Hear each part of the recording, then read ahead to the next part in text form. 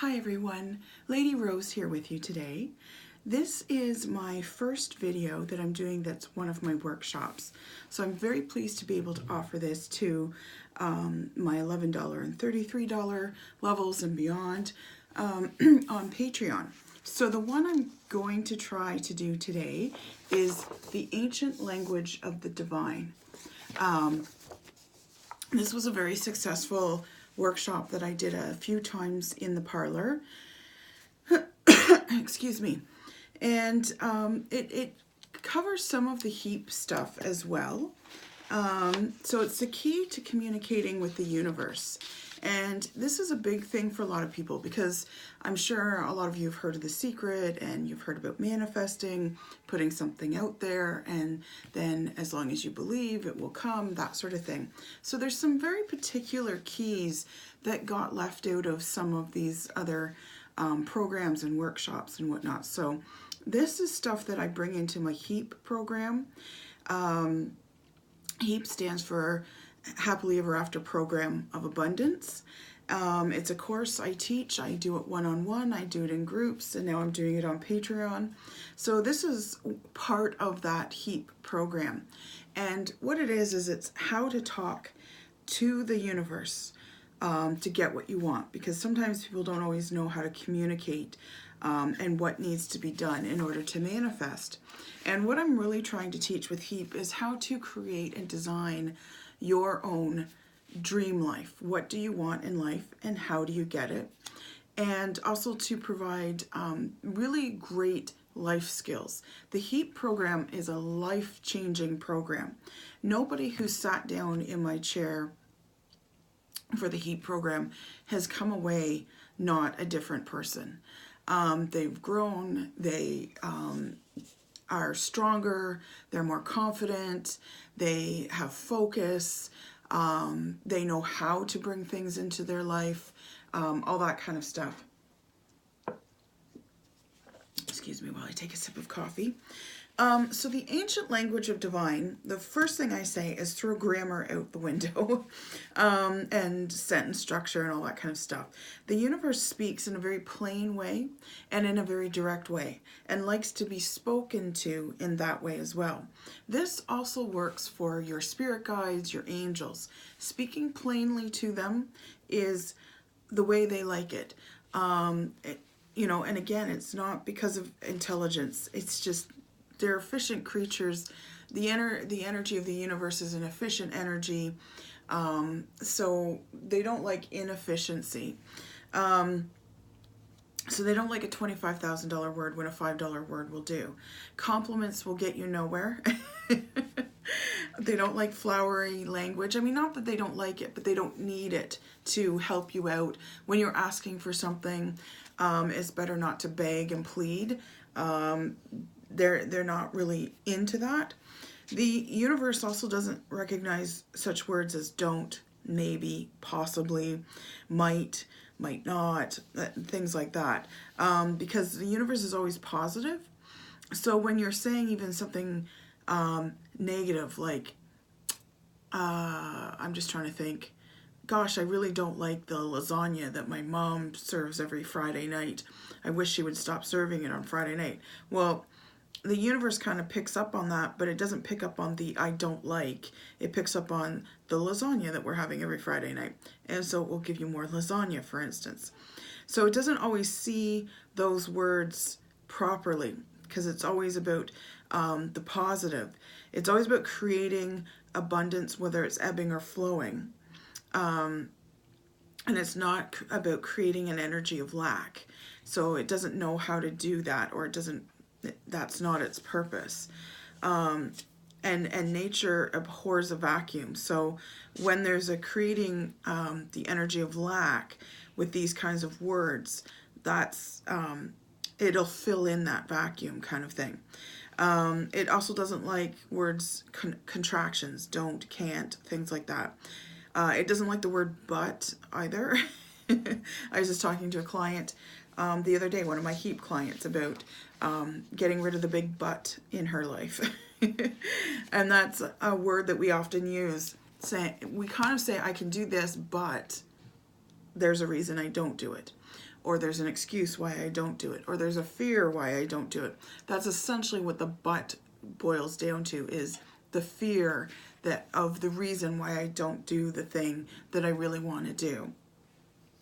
But one of the most powerful statements you can learn, and this is the statement I taught in this class, was the statement I want. A lot of people feel that the statement I am is a powerful statement, and it is. Because when you say I am something, you're bringing that energy into your essence and into your being. So be very careful about what you say when you're following the phrase I am. Because when you say I am sick, or I am tired, or I am angry, you're bringing all of those things into you, and you're bringing it into your essence and into your soul, and you're surrounding yourself with that energy on the inside and the outside. So one thing I do teach my HEAP clients is to change that phrase of I am. It should be a power statement always for you. And be mindful of when you say I am, you're bringing that into your soul, whatever it is, whatever follows I am. So instead of saying I am sick or I am tired, you can say I feel tired, I feel angry, I feel frustrated.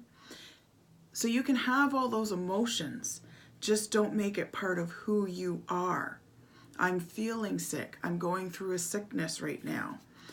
Not I am sick or I am tired. People often say I'm so tired. Oh my gosh, I don't know why. I'm always so tired. Well, twice in that one sentence, you've just brought tiredness into your essence. So you want to say, oh, I feel really tired, but I think I'll go to bed early and get a good night's sleep. So I'll wake up and I'll feel very energized or very well rested or whatever it is, right?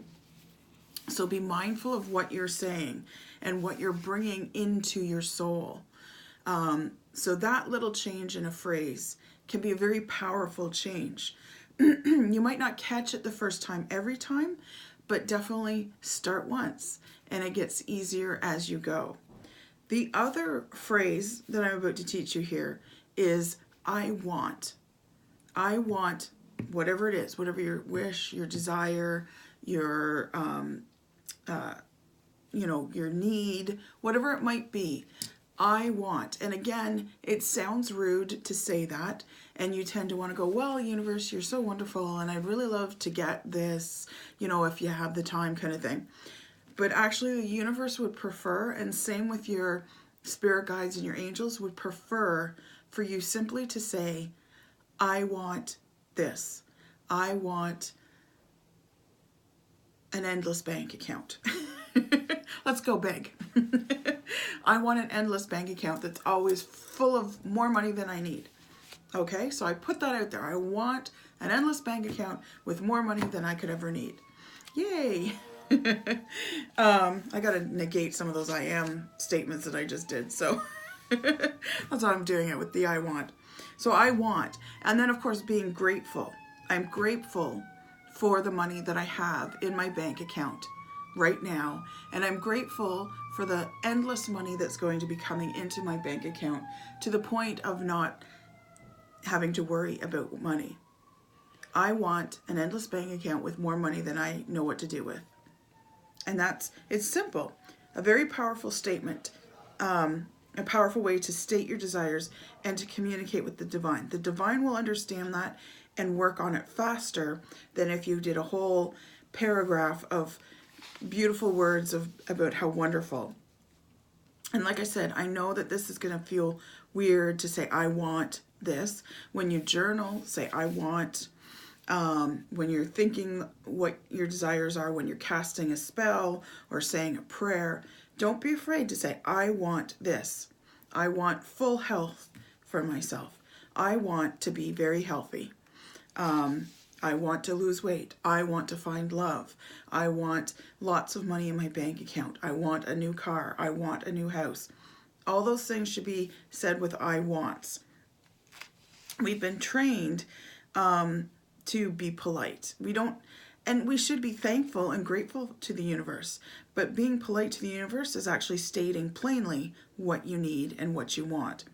And the universe actually believes that you're worthy of everything that you want. And it wants to give you everything you ask for.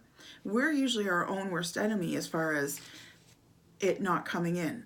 I did do a class a while ago, and it was, what are the 3 answers that the universe will always give you, or something along those lines. And one of the answers that the universe very, very rarely will give you is the answer no. Most of the time it will say yes, just outright, okay, here you go.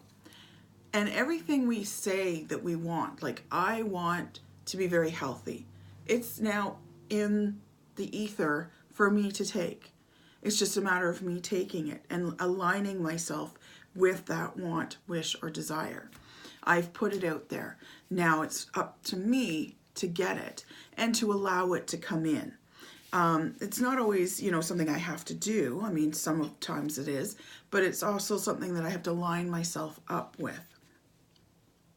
And like I was saying, the universe wants to give you everything, and it very rarely says no. Yes is the most common answer.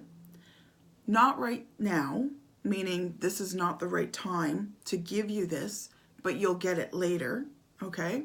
So not right now, or it'll take you down a different path. So not in this way is sort of the other third answer that it'll give you.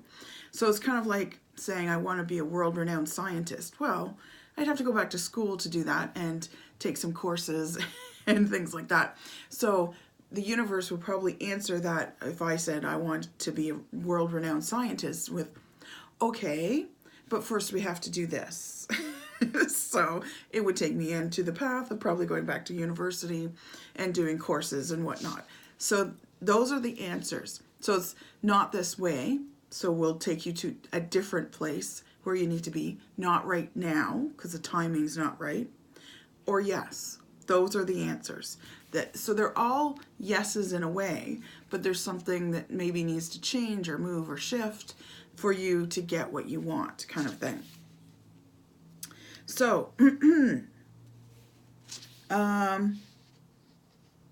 so the universe wants to make you happy. The universe knows that when you are happy, everyone else around you tends to be happy. And because happiness spreads, it spreads faster than a cold. And when you get what you want, get what makes you happy, you tend to want to give others things that make them happy. So it increases generosity, which then leads to harmony, which, if left to spread, could lead to perhaps world peace. I'm thinking big. It's a possibility. But remember to keep it direct and concise. Do not ask for something. When you ask for something, or when you ask for what you want, what you are saying to the universe, basically, when you ask for something, is you're saying, I need permission from someone else. And in a backwards way, you're kind of saying, I'm not worthy of this because I need the permission of someone else to get this thing. So that's why asking is not as effective. A lot of times I grew up Catholic, we would say prayers for things, and we would be begging and pleading and asking for things. And often our prayers weren't answered. And it's not because God wasn't working and the prayers weren't working. It's because we weren't asking in the right way. We weren't showing gratitude for what we had, and we weren't asking for things directly. I want this. I want that. And again, I know it sounds rude, but it really isn't. Not in the divine world. But gratitude is a very big thing. So gratitude needs to go coupled with the I want statement. So thank you so much for the food in my cupboard, but I want, well, not but, leave the but out. So I'm very thankful for the food in my cupboard. I want more food to keep me through the winter, let's say. Because when I was a kid, we grew up with, I'm the oldest of 7 children, so we grew up wanting food. So be bold and state the I want statement and use it to your advantage. Some clients have shared that they've put their desires out there and still haven't happened, and they still haven't happened or come to fruition. Well, as soon as you put your desire out there with an I want, statement, the universe happily sets about getting your order ready. But there are some things that you can do to help yourself after stating the I want with a gratitude statement. Number one, you must believe. You must believe that once you put it out there, it will happen. When we don't believe, we are putting up a block. And a lot of times when, like I said, when we were kids and praying for things, we were begging, we were asking, we were pleading. And did we really believe? We weren't sure. We weren't sure. And then we were reinforced when the prayers supposedly weren't answered. And again, that's on us because we weren't putting it forward in the correct way. We weren't being grateful for what we had necessarily. We were constantly asking for things. And we were asking as opposed to stating what we wanted or needed. So you need to believe that it's really going to happen. You need to believe that you're worthy of getting it. You need to believe that you deserve it. You know, you're not asking for frivolous things. You're asking for things that will help create a better life for you so that you're happier as a person. So like I said earlier, so that that happiness spreads and, you know, you're more generous with other people. You're a more giving person. Once you know, have all these, when you have all these things to be grateful for. And when you find things to be grateful for, you tend to be more generous with what you've got. And then more stuff comes in. It becomes a big paradox. So that's the first thing. You must believe. Number two, you need to remove any blocks you may have placed or you may be placing to stop the universe from delivering these products. Normally, or these wants or desires, normally we're our own worst enemy. This means releasing old, negative, toxic emotions, thoughts, and habits. And cleaning out a closet or cupboard or two definitely helps as well. Physically cleaning out a closet or a cupboard or two. It helps you mentally prepare yourself for creating that space. So when you remove the blocks, you're not just removing blocks. So like I said, if you say don't want to be an alcoholic anymore, but you continue going to the bar, then the desire to not want to be an alcoholic anymore probably isn't going to happen because you're not releasing the old habit of going to the bar. You need to stop going to the bar or going to the liquor store and buying the bottle or whatever it is. You need to stop whatever habit it is. I'm just using that as an example because it's a pretty obvious kind of example. So that's something you need to think about. Once you put your desire out there, what are some of your old emotions that you have around things? What are some of the old patterns or habits that you have? What are some of the negative thoughts you have? For instance, when people often wish for money. Money's a big one, right? So what are your emotions around money? How do you feel about money? Do you have sort of a mentality of lack or scarcity? Does money scare you? Does money worry you? Do you have negative emotions attached to money? And if you do, you need to examine that and you need to release them. Because if you still have negative emotions around money, when money comes in, it won't stay or it won't come in at all.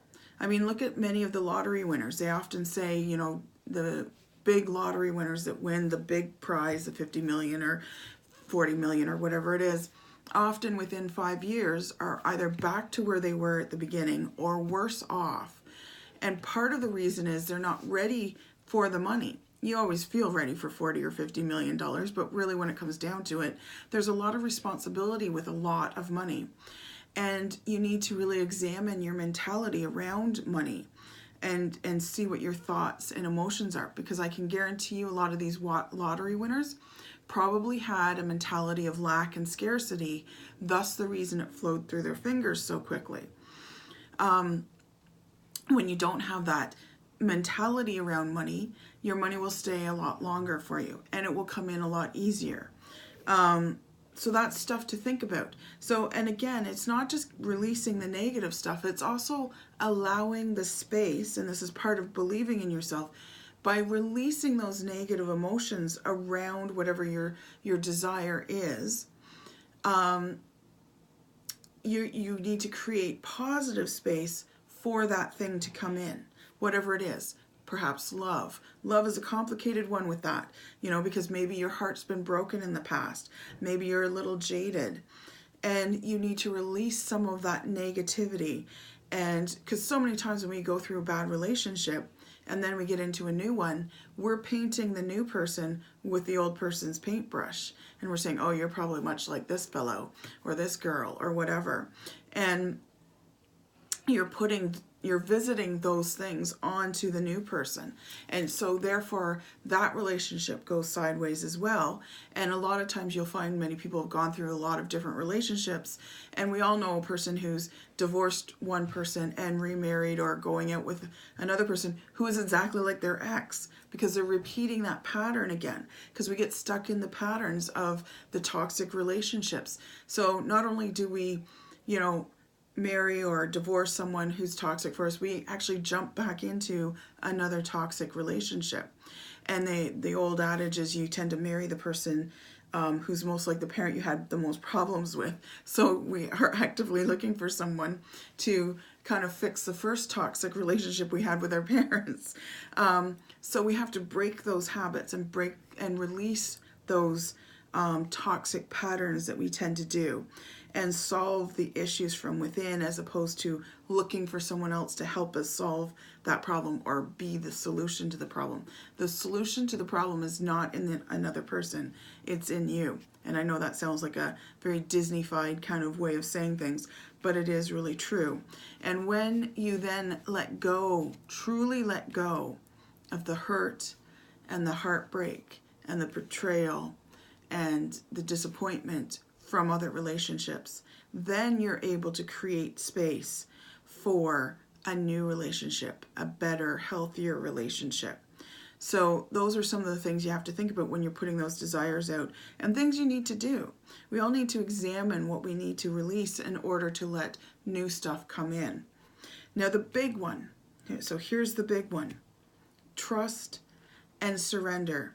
So this is a hard one for a lot of people, partly because we're human.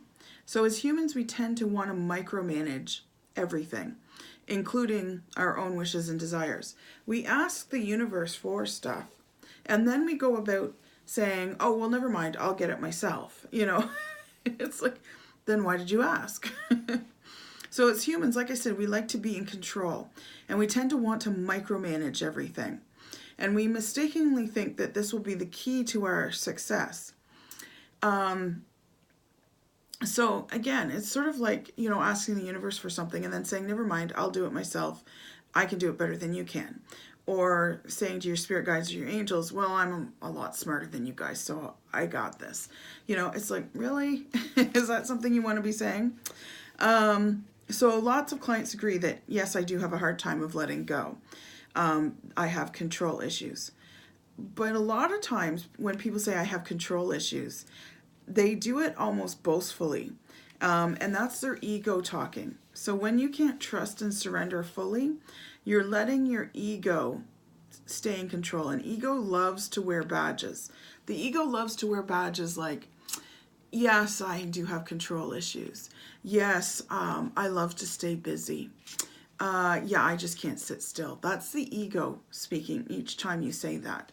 Oh, I would love to do this, but, I'm not capable of it. Even when you have anxiety appears as a weakness, but ego uses it as a badge. Also, ego uses it as a way of getting out of responsibility. Not to say that if you have anxiety or getting out of responsibility, there's a whole other issue. I've suffered from full-on panic attacks and anxiety myself, so I understand that sort of condition. However, sometimes we allow it to become the reason why we're not doing certain things, and we allow it to become a limitation. It's definitely something hard to work through. I'm a work in progress. I was just telling a client this week that at Costco, I went into full panic mode, and I really had to use a lot of the techniques that I teach clients on myself. Now, 5 years ago, I wouldn't have been able to do that. I've been working on it for many, many years. And clearly, I'm still, there's still things that can sort of trigger it or prompt it or whatever, and I'm still working on it. But I was very proud of myself because most of the time, if I had been in Costco and into full panic mode, and I was at the edge, I was almost going to melt down. My meltdown consists of me crying, bursting out in weeping kind of tears, and walking away from my cart, full or not full, I don't care, and I just walk out of the store, and you would think someone had just told me someone I loved very much had just died. That's the kind of weeping I do. And I get immobilized a lot of the times too, because I'll stand there and cry for a few minutes, and I'll have to push myself to walk out of the store. I need to get out of the store. But this time there was no tears. The panic would well up, and I'd be like, no, I'm okay. You're okay. There's nothing wrong. It's okay. You can cry when you leave. I was telling one of my clients this week, give yourself permission to break down when panic attacks happen, but tell yourself all you got to do is just, get through this aisle. That's what I did with when I was at Costco. I was like, okay, you're okay. There's nothing wrong. But can you go down this aisle for me? Just go down this one last aisle, and then you can cry and leave the store. Okay. So I walked down that aisle, and then I went to the next aisle. And then I renegotiated with myself. That's the thing that a lot of people forget is you can ask yourself to do things, and you can challenge your beliefs. My belief is that I'm panicking right now and I need to cry. I'm challenging myself and saying, no, you don't need to panic right now. You don't need to cry right now. Let's go down this aisle. Just this one aisle, just one. And you go down the aisle. And then the other thing that people forget is that, okay, you did that, so now I get to leave and cry, right? Let's renegotiate. You can renegotiate with yourself. That's the beauty. And speak gently to yourself always, especially when you're in those kind of modes of, if anything even remotely goes wrong, I've lost it. I'm a basket case, right? So it's okay. It's okay. You validate the emotion. I understand you feeling panicked. I get that. I understand you want to cry. I get that. That's okay. It's okay that you want to cry, or whatever it is you do in your panic attacks. This is how I talk to myself. It's okay that you want to cry, but let's cry after we go and after we're done our shopping trip. So if you can go down this one more aisle, just one more, and I have other techniques that I use as well, but that's one of the things that I do. You can talk to yourself, you can challenge yourself, and you can renegotiate with yourself. All things you can do. And usually you can talk yourself into it, especially if you're gentle. And I often say to clients to talk to themselves when they're in that mode, and at all times really, like you're a 5-year-old child. Would you say some of the things you say to yourself to a 5-year-old child? $100 probably says no. I would not say half the stuff I say to myself to a 5-year-old child, right? So why are you saying it to yourself?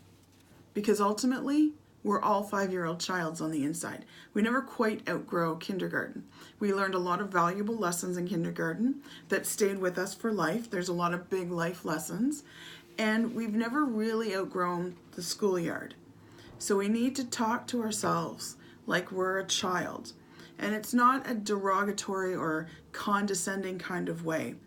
It's a gentle, full of love, I truly care for you kind of way. You love this child. I love little Rhonda that's in me. And you love little whoever who's inside you. And you need to start talking to them as if you love them. Because perhaps, especially if you have very negative monologues going on inside, you've been yelling, bashing, abusing, criticizing, being cruel, outright cruel to the little child that's in you. And you need to fix that. I know I was that way. I needed to fix that. I didn't realize how much I had beaten Rhonda up, and I needed to help her heal and help her feel okay that, you know, she is who she is, and we need to love her the way she is, and we need to help her grow. And yelling and criticizing her is not the way to help her grow, nor is it the way to help yourself grow. So keep that in mind. Speak to yourself as if you're a 5-year-old child. And I don't mean in a simplistic way, although that is a good way to go. Like I said, the I want statement is a simplistic way. It's the way you should talk to your angels. It's the way you should talk to the universe. It's the way you should talk to yourself. Simplistic, loving, grateful, and encouraging. That's how you need to speak to yourself. So the trusting and the surrendering is all about getting your ego out of the way. You're not in charge. You've put the want and the desire out there. You've asked for the gift. Now allow it to come in. Don't go shopping for the gift yourself. You don't ask someone for a gift and then go get the gift yourself. They show up at your birthday party with the gift you asked for, and you're like, oh, I already got one. Or, well, I got something similar. Not quite as nice as yours, but I got something, you know? And it's just like, why would you do that?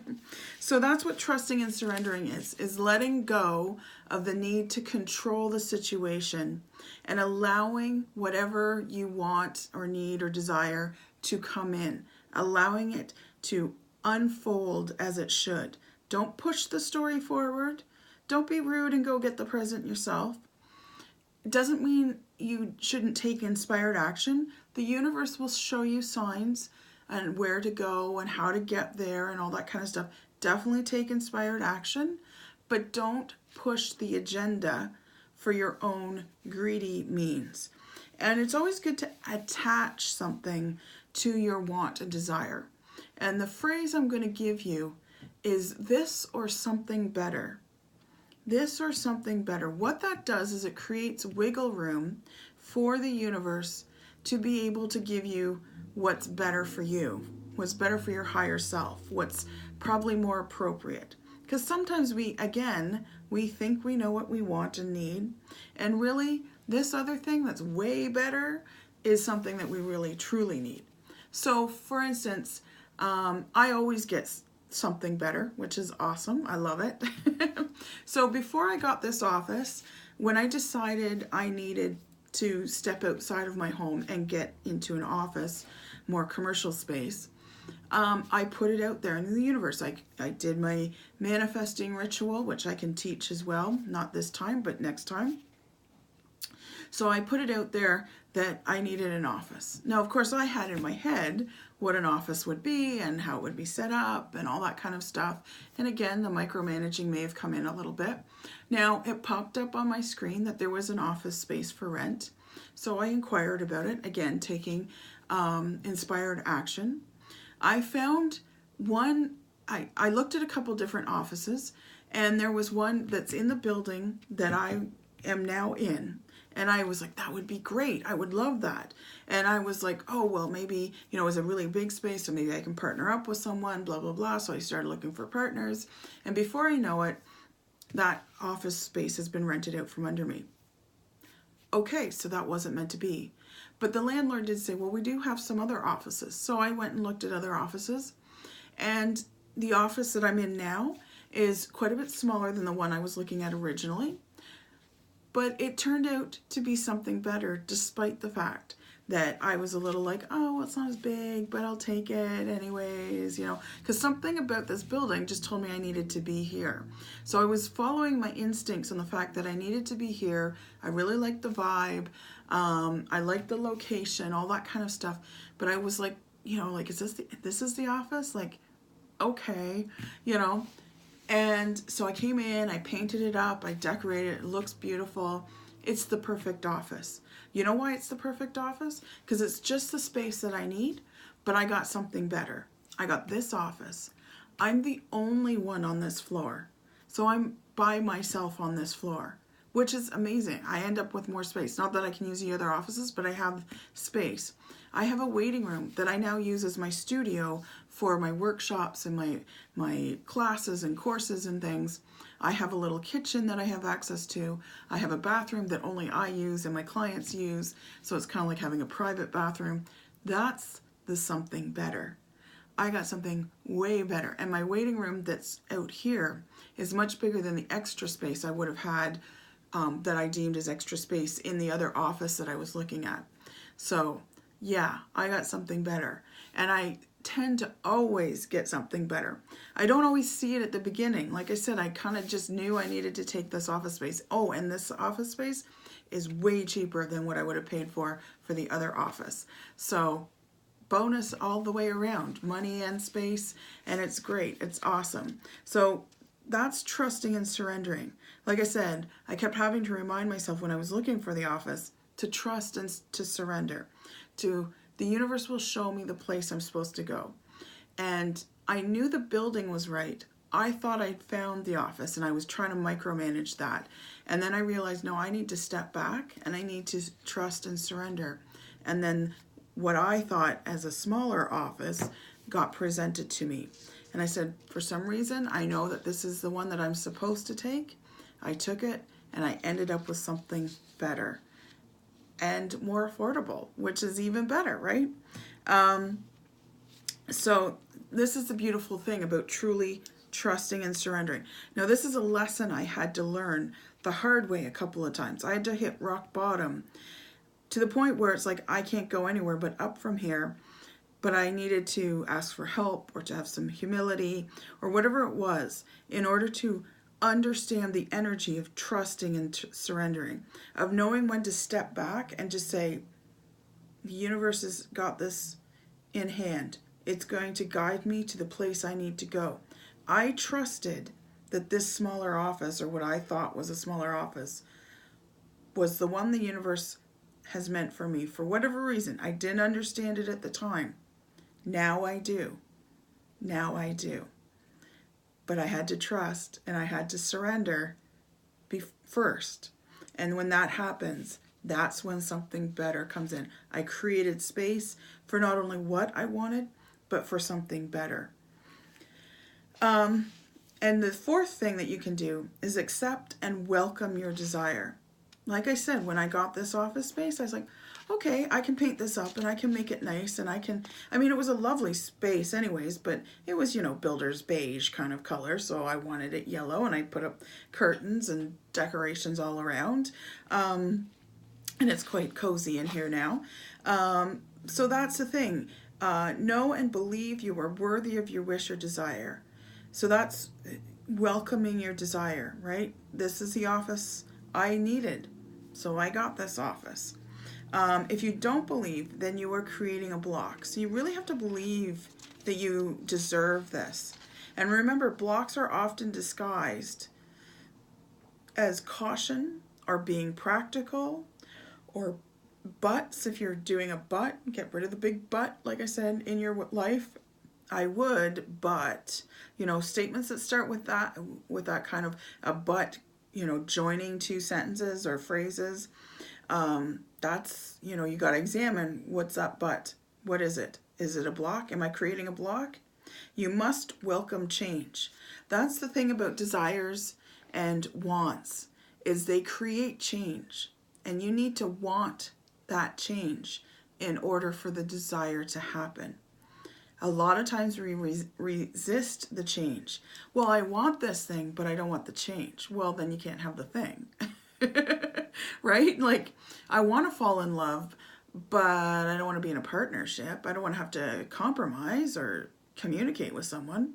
Well, then you can't have a new love in your life, that sort of thing, right? So many of us are afraid of change. It's a human nature thing. But that's what a wish is.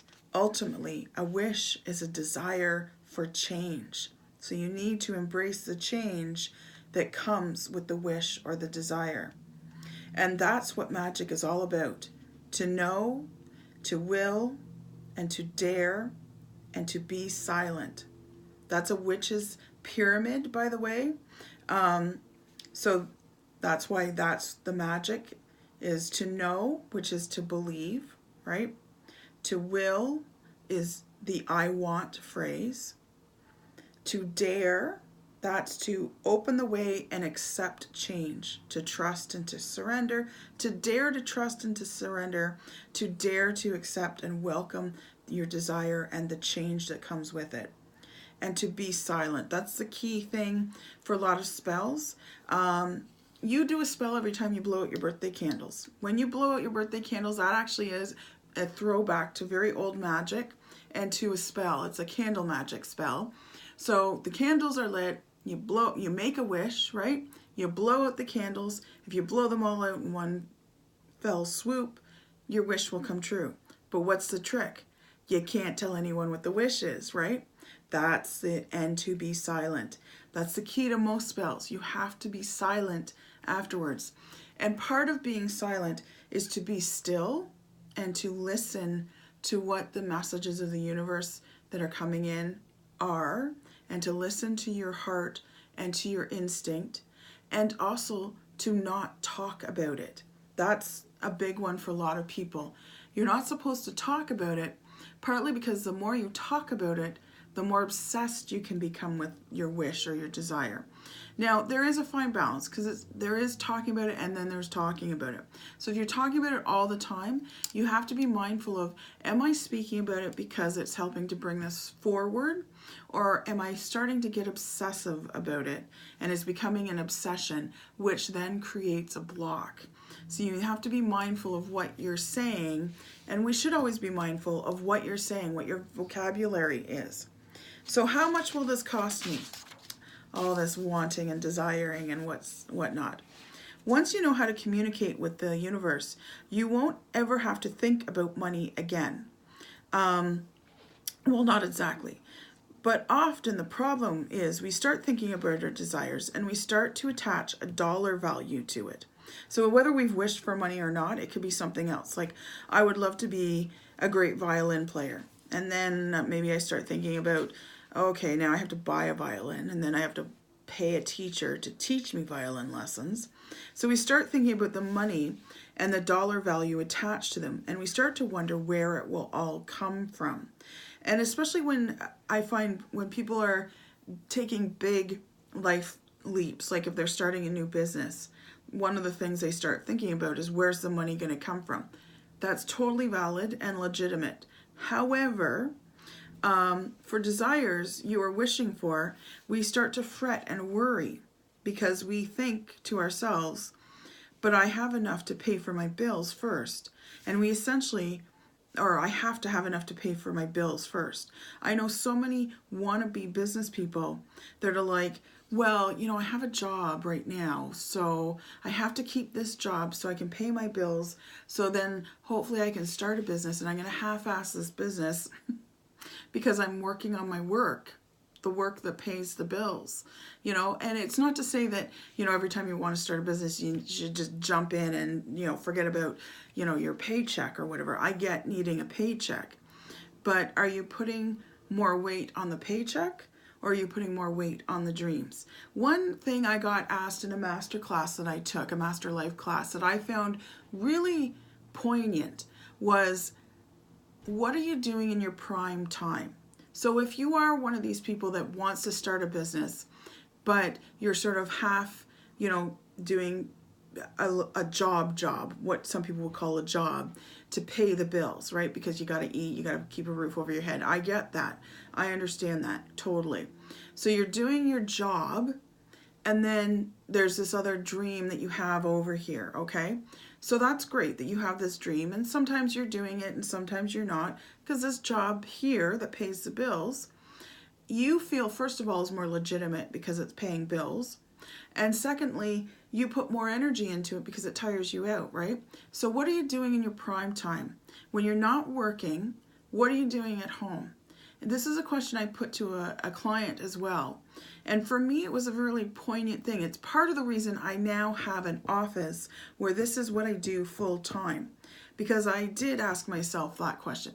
What am I doing in my prime time? Am I watching TV?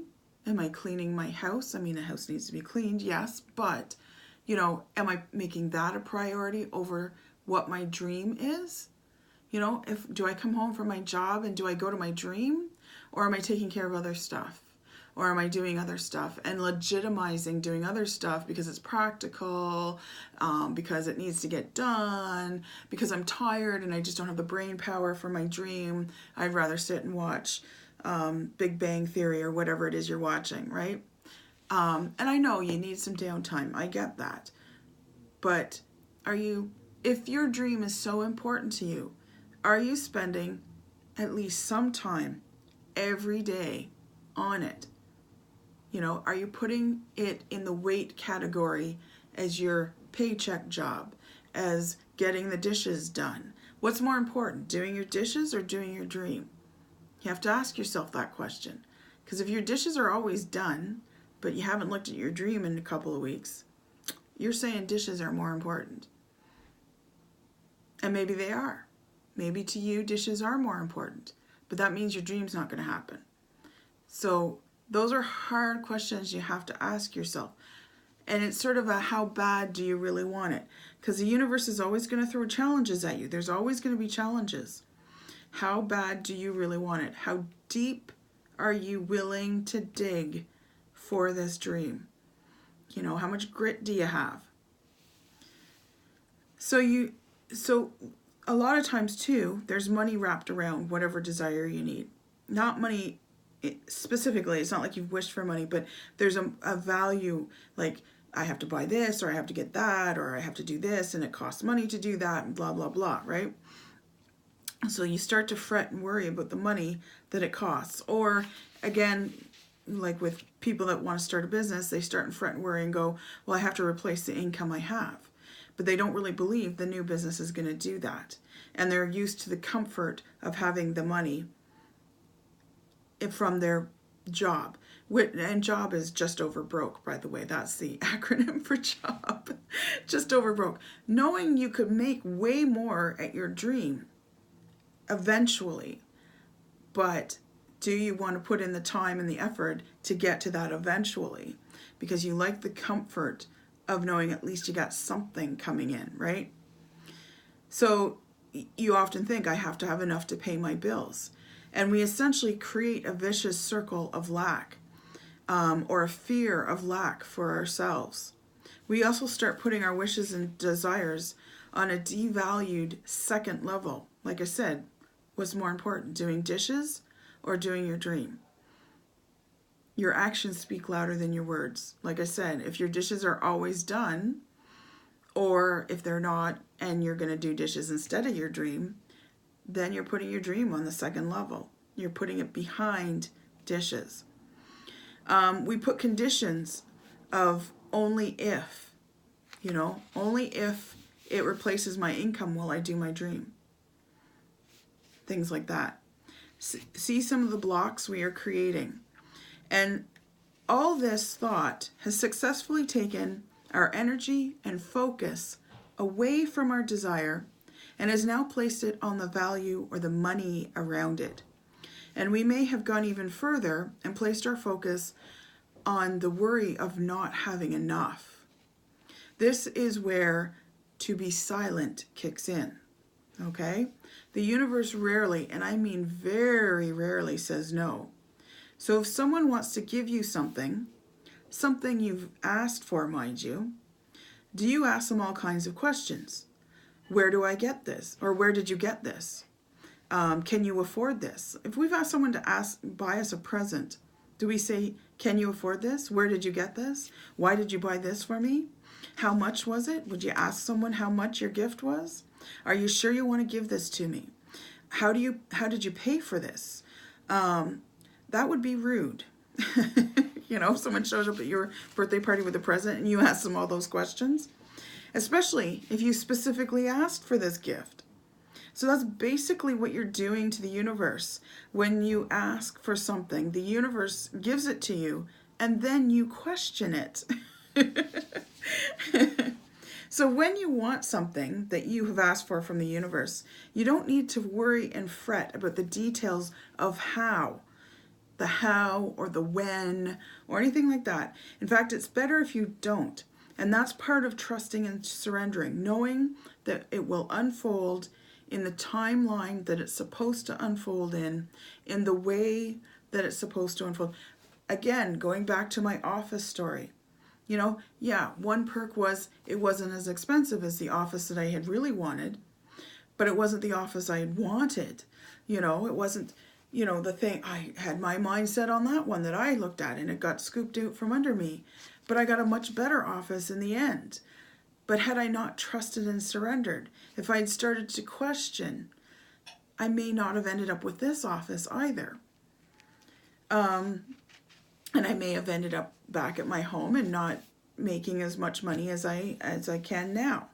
So if you find yourself having to fight and struggle for everything in your life, or you find that, yeah, things come in sort of, but not exactly as you hoped, if you find more often than not things don't always work out as smoothly as they could, that often means that you aren't completely trusting and surrendering.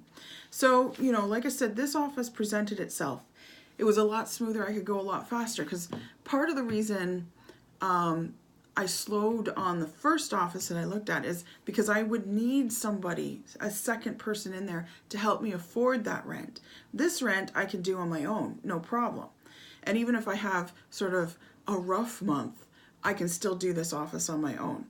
So that was the thing. The universe knew I needed a smoother road as far as that went. Because who knows, I could have got a partner in there and they could have flaked out on me and I would have been looking for another partner. And I could be doing that every quarter or something, having to look for a new partner and, you know, maybe having the odd month where I'm having to pay the whole rent myself kind of thing. And that would just make it stressful. And when I'm supposed to be counseling people and helping people create better lives, that's not really good energy to have around me. So this is much better. I have a studio, I have an office, I have a kitchen, I have a private bathroom, all for a very affordable price. And it came in a lot faster. It was just like, yep, okay. Once I said, yep, papers were done. I wasn't dragging my feet. I had the money right away, you know, all that kind of stuff. And it all worked out really well, which is awesome.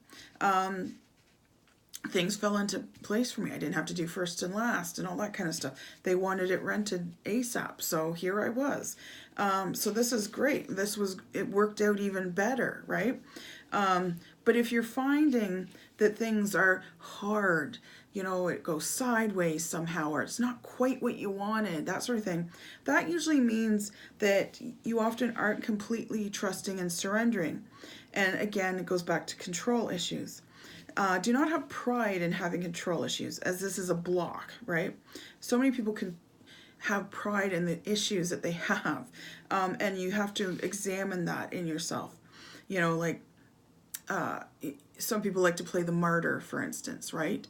But are you really a martyr if you're proud of it, if you're boastful about it, if you're always telling people how you martyr yourself and always sacrificing? You know, it's like, that's not really, you know, martyrdism.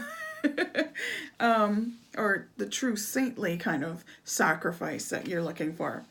So who's smarter and wiser? The universe, your spirit guides, the angels. So again, it's going back to not questioning the hows, the whys, and the whens, but allowing it to unfold as you need it to unfold. So it's important to be ready to receive. Otherwise, you may accidentally shut the door on your desire coming in. That is a possibility. The UPS guy from the universe could be showing up with your package and you go, hey, slam.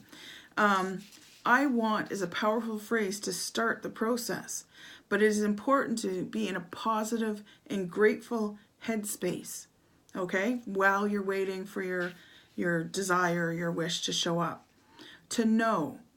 So these are some of the things you need to know and the headspace you need to be in while you're waiting for that parcel to show up. To know you are blessed. You're already blessed. Know that. To know the blessings will keep coming. I often have to remind myself about money. It's money. It flows in, it flows out. I got to allow it to flow. And it flows in more than it flows out. Finally.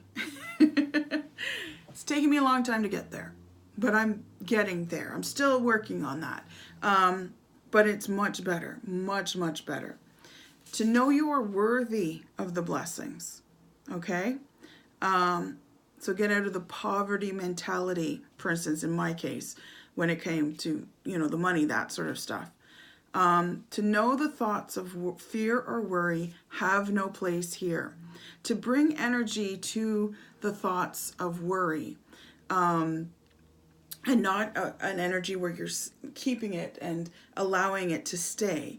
But know that, hey, it comes in, that's okay. Let it go back out too. There's no place for this. There's no place for worry. So when it comes to money, for me, for instance, I often will do, like, okay, that's okay. You have a worry about money. But no, like if there's a bill looming over me, I'll be like, okay, I got to come up with this money. Oh my God, And then I'll be like, it's okay. The money will be here when I need it. And I have to allow it to flow in. I have to do some work, do some more readings, do some more interviews and counseling sessions. And then the money will be there. And sure enough, the money's there when I need it. So know that you have to allow space for it, and that if a worry does come up, it's okay. Don't get so, oh my God, I'm worrying about worrying. Allow it to come in and allow it to go back out, and know that, okay, I understand you being worried. Validate it first, and then say, but really, you don't need this worry, and let it go back out. And to know that thoughts of fear or worry or lack will create a life environment of fear, a life of worry, and a life of lack. So I'm going to continue on in this, but our hour is almost up. So that's it for today. So this is part of the language of the divine, the ancient language of the divine. I'm going to do part 2 of this in the next couple of days, and have them both up there for you. So I hope you enjoy it. I've been wanting to do some videos for you to get involved with these workshops and whatnot. So I hope this first part was great. Please give me feedback either on my Facebook page, Goddess Garage Tarot Parlor, or here on Patreon. And please invite your friends to join you here on Patreon as well. I'll be putting up a lot more videos, and plus you get the weekly readings as well. Okay, take care. Bye.